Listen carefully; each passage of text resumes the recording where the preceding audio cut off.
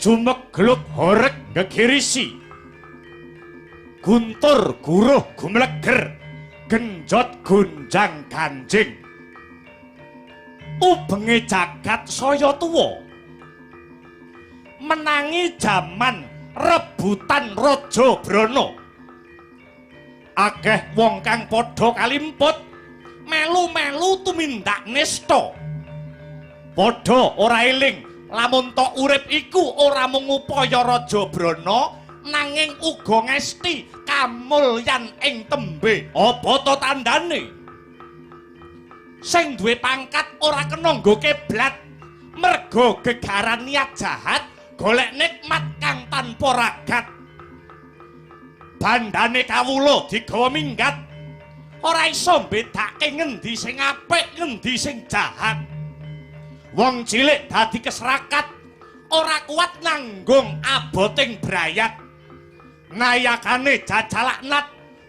punggawane ndak nduk kaya wong ora niat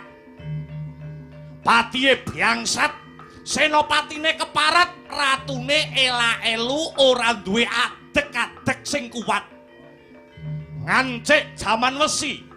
manungsa ngumbar mring birahi hanane mung lali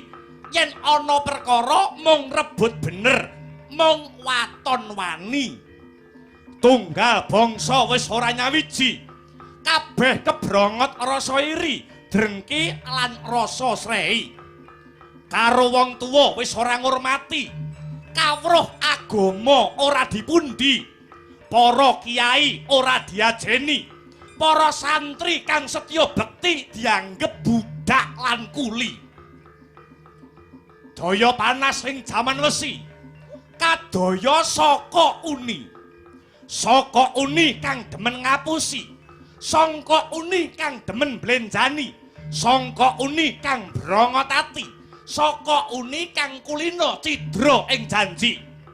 reja-rejaning jaman sapa manungsa ingkang seneng gawe congkrah sapa manungsa ingkang seneng gawe dredah munggahe panca bakah ingkang den sababake saka unine sinebut watak sengkuni.